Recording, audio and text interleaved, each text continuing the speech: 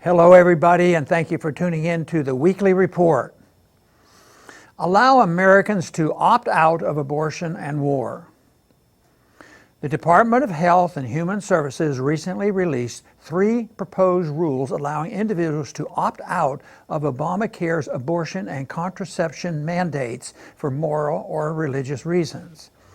These new rules should be cheered by all who agree with Thomas Jefferson that forcing people to subsidize that which they find abhorrent is sinful and tyrannical.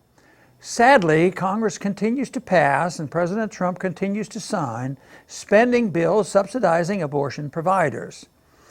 When government gives taxpayers money to abortion providers, it forces anti-abortion taxpayers to fund something they believe is murder. This is every bit as sinful and tyrannical as forcing health plans to pay for abortion and contraception.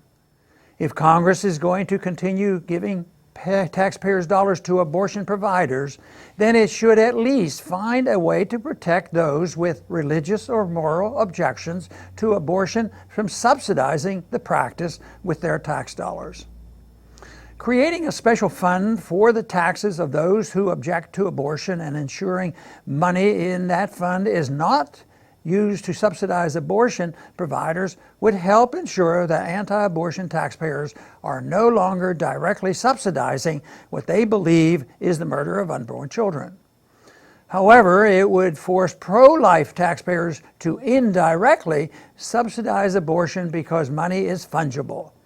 So if the government used money from the pro-life taxpayers to increase spending on programs that do not subsidize abortion, it would be able to use a greater percentage of the taxes collected from other taxpayers to fund abortionists. A better way to protect anti-abortion taxpayers is to give them an expanded charitable tax credit. Pro-life taxpayers could use the credit to support crisis pregnancy centers and other charities that help pregnant women and new mothers.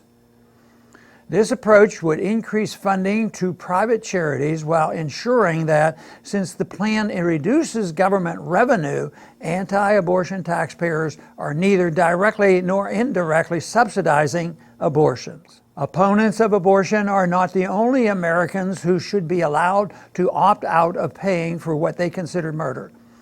The many Americans with moral and religious objection to Washington's militaristic foreign policy should also be able to redirect some of their taxes from the warfare state to private charities. Some may claim this would weaken America's defenses. However, since America's military's budget is higher than the combined budgets of the next 7 biggest spending countries, and since our militaristic foreign policy has little or no relation to actual security, there is no reason the military budget cannot and should not be reduced.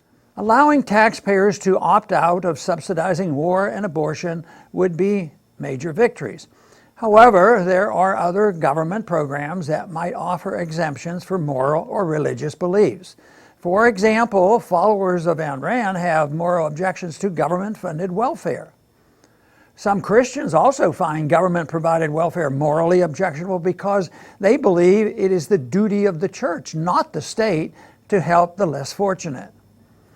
Others may find corporate welfare, the drug war, or restrictions on the First and Second Amendments morally objectionable.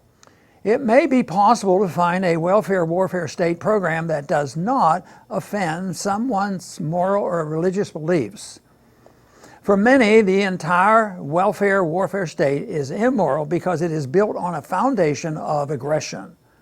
The only way to stop the government forcing taxpayers to subsidize activities they consider immoral is to return to limited constitutional government that does not steal from the people via income taxes and the inflation tax. Thanks for listening.